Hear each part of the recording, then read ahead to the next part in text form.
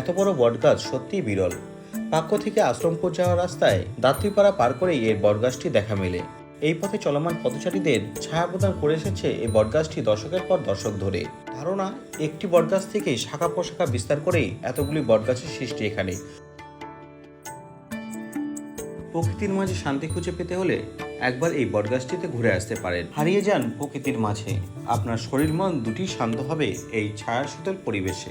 উপলব্ধি করুন প্রকৃতির গান, শুনুন পাখির কলরব।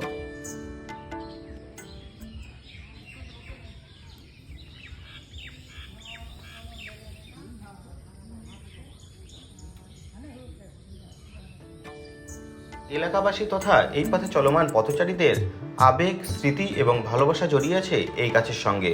তোমরা চাইলে আমার এই ভিডিওটি শেয়ার করতে পারো।